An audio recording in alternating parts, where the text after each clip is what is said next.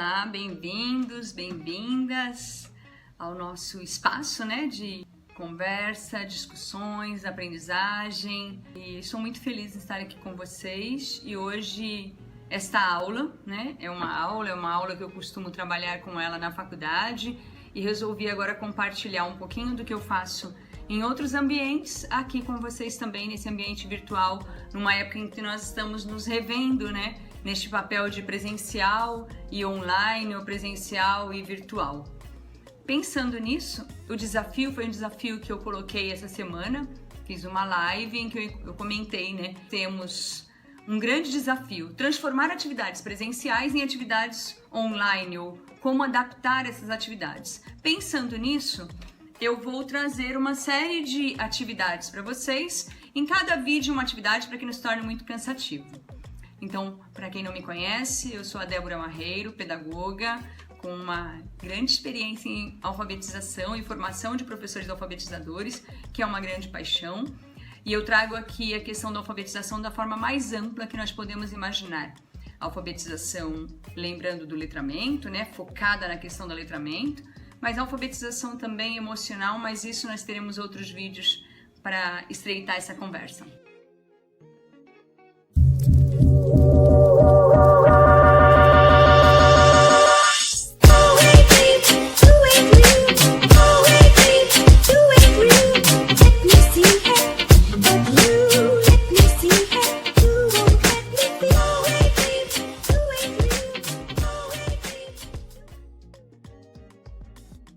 Bom, hoje nós vamos falar sobre alguns assuntos muito importantes aqui, que eu gostaria de trabalhar com vocês. Primeiro, que todas as propostas que eu trago são propostas já alinhadas com a BNCC, porque é uma preocupação nossa de ter hoje essa articulação com o que é proposto no desenvolvimento de habilidades e competências na Base Nacional Comum Curricular.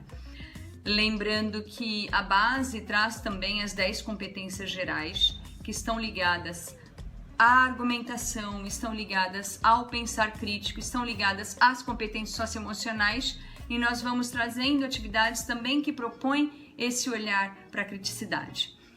Outro ponto muito importante é como garantir a interação num ambiente virtual. Estamos num ambiente à distância. Uma das ferramentas são essas ferramentas de aulas online, em que você tem o Zoom, Team, Meeting, você conversa com as pessoas como se você estivesse ali olho no olho. Eu vou tentar passar por vocês alguns caminhos se você estiver online com o seu aluno e caminhos se você tiver que mandar para ele, enviar para ele uma atividade e ele te dá uma devolutiva. Então vamos olhar para isso, mas é importante que nós olhemos primeiro para alguns passos, algumas dicas que são muito importantes. Eu quero colocar para vocês aqui 4 dicas que são importantes que eu separei para hoje em relação ao nosso trabalho, pensando no modelo metodológico que trabalha em cima de resolução de problemas. A primeira dica é aproximar essa versão social e escolar. Para que eu uso o texto fora da escola? Por exemplo, o uso que eu tenho para um poema é o mesmo uso de uma reportagem? Não, eles têm funções diferentes. Quando eu elaboro uma atividade, eu tenho que ter em mente qual é a função desse texto. Se eu não tenho a função do texto em mente, eu provavelmente vou dar um desdobramento a isso ou realizar uma leitura ou uma proposta de atividade que não conversa com a função que o texto tem socialmente. Então, a primeira dica é aproximar versão escolar e versão social. Como que eu aproximo isso? Segunda dica é mobilizar essa disponibilidade para a aprendizagem. Eu tenho que mobilizar o meu aluno para o aprender. Como que o meu aluno aprende, quanto ele está disposto a aprender, e isso eu chamo o aluno novamente. E dentro das nossas estratégias, eu tenho que fazer com que ele esteja atento a isso. Porque se em sala de aula, num processo de alfabetização, muitas vezes nós temos alunos dispersos, vocês imaginem num ambiente virtual. Então, o segundo ponto, que é um ponto extremamente importante para que vocês olhem no momento de elaborar uma atividade, de afinar uma atividade, é mobilizar a disponibilidade para a aprendizagem. Terceiro ponto, selecionar materiais adequados. Existem materiais que são adequados para uma aula presencial e que nós não conseguimos adequá-los para uma aula online. Nesse caso, eu devo trocar de material. Eu tenho que ter um crivo muito sério e rigoroso em relação aos materiais que eu utilizo, porque no dia a dia em sala de aula, quando eu vejo que algo não está caminhando muito bem da forma como eu pensei, eu posso ter ali, como nós falamos, várias cartas na manga, né? Em que eu utilizo uma outra ferramenta, eu utilizo uma outra estratégia. Mas no ambiente virtual, eu estou aqui com vocês com uma pilha de livros ao meu lado, computador aberto, para que nada falte no momento dessa aula online. O quarto ponto que eu coloco aqui, que eu acho extremamente importante, na aula presencial e na aula online, na aula virtual, avaliar resultados e readequar as propostas sempre. A partir do momento que eu estou trabalhando, estou avaliando ou reavaliando o que eu fiz, se está atendendo ou não ao desenvolvimento daquela habilidade, daquela competência, eu consigo realmente colocar novamente as minhas prioridades pedagógicas no lugar certo. Se eu não faço essa avaliação constante, eu corro o risco de passar aí 2, 3 meses, um trimestre, e eu percebo que minha classe, minha turma não foi caminhando como eu imaginava. Aula a aula eu tenho essa preocupação de estar verificando com eles como eles estão caminhando. Então essas foram as 4 dicas para vocês, para que a gente alinhe esse percurso metodológico, tá? A partir daí, qual é a nossa atividade de hoje? A nossa atividade de hoje é uma reescrita. Então nós vamos hoje partir para uma atividade de reescrita no ambiente virtual. Fácil? Um pouco desafiador, mas nada é impossível, né? Pensando numa classe com 25, 30 alunos, que eles estão ali online com você por algum tipo de dispositivo eletrônico e você tem que fazer combinados com eles. Assim como a gente faz combinados, né? O nosso contrato didático em sala de aula antes da aula presencial, precisamos, mais do que nunca, estabelecer esses combinados na nossa aula virtual. Trabalhando com adultos, eu combino com eles, olha, o horário é esse, vai durar tanto tempo a nossa atividade, a proposta é essa, como a gente estabelece rotina em sala de aula, estabelecer a rotina também no ambiente virtual, é um outro ponto importante. E dentro desses combinados, fechem o som, vamos ficar somente com a imagem liberada, e a partir daí vai chegar um momento em que vocês vão colocar opinião ou vocês vão sinalizar, abrindo o microfone, que vocês têm algo a falar e a gente libera a fala para aquele aluno. E esses combinados, eles vão se tornando gostosos com o passar do tempo. São crianças, entendem, às vezes mais do que o adulto até. Eles acabam cumprindo bem esses combinados, desde que esses combinados sejam relembrados a cada início de aula. Eu relembro rapidamente com eles e nós seguimos com uma aula bem organizada, bem estruturada e bem planejada. Passou o momento dos combinados, já estamos com tudo bem organizado, vamos partir para essas etapas do nosso trabalho com reescrita de texto.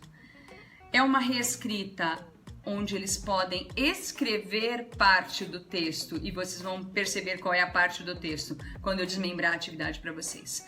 Eles podem escrever no chat, ou eles podem, professor funcionando como escriba, como a gente funciona em sala de aula, escrevendo o que o aluno está nos ditando, você vai digitando aqui ou vai anotando para você e depois reproduz para esses alunos. Então o texto que eu convido vocês hoje a mergulhar comigo, eu acho que ele é bem propício para o momento e por isso eu fiz essa escolha, é 2 dúzias de coisinhas à toa que deixam a gente feliz, do Otávio Roth. Otávio Roth é um autor que escreveu 11 livros mais ou menos, 10 deles em parceria com a Ruth Rocha. Ele é um paulista que se formou em arte em Londres e tem um livro com bastante sensibilidade, um livro simples, gostoso, que eu acho que combina muito com o nosso momento. 2 dúzias de coisinhas à toa que deixam a gente feliz. Passarinho na janela, pijama de flanela, brigadeiro na panela. Gato andando no telhado, cheirinho de mato molhado, disco antigo sem chiado. Pão quentinho de manhã, drops de hortelã, grito do Tarzan. Tirar a sorte no osso, jogar pedrinha no poço, um cachecol no pescoço. Papagaio que conversa, pisar em tapete persa, eu te amo e vice-versa. vagalume aceso na mão, dias quentes de verão, descer pelo corrimão. Almoço de domingo, revoada de flamingo, herói que fuma cachimbo. Anãozinho de jardim, lacinho de cetim, terminar o livro assim. Então esse texto gostoso, ele nos inspira coisas simples e que deixam a gente feliz. A proposta é, primeiro, ler o texto para o aluno, compartilhar com ele o texto escrito também na tela, compartilhando a tela com esse aluno ou mandando anteriormente para que ele conheça o texto. Depois que você compartilhou, levantar os conhecimentos prévios deles a respeito até de alguns termos que estão aqui, né? Por exemplo, tirar a sorte no osso. As crianças provavelmente não sabem o que é isso, né? Tirar a sorte no osso. Quando criança a gente brincava de quebrar o osso, né, da galinha quando você está comendo e ver quem tirou aquela parte que tem a bifurcação que vai ter sorte. Será que eles sabem o que é isso? Será que não é uma boa pergunta? Olha, perguntem para os seus pais e a gente começa uma interação com a família. É um caminho. Ampliar esse repertório, dando essas informações, instigando que eles busquem. Eu não preciso iniciar essa atividade e terminar no mesmo dia. Depois, uma próxima etapa, que eles vão escrever para você. A proposta é compartilhar a proposta com eles desde o início e eles vão reescrever com você. Então, quais são as 2 dúzias de coisinhas à toa que deixam vocês felizes? Cada aluno vai falar uma coisinha à toa ou vai escrever no chat. Você vai organizar esse texto com eles e você vai ter uma reescrita de uma produção destes alunos. Então, inspirados pelo texto do Otávio Roth, vai ter a versão da sua sala de 2 dúzias de coisinhas à toa que deixam a gente feliz. Ou, de repente, 3 dúzias, 3 dezenas, eu não sei quantos alunos tem e quantas coisinhas à toa vocês vão colocar. De repente, até o nome do texto vai ser modificado a partir daí.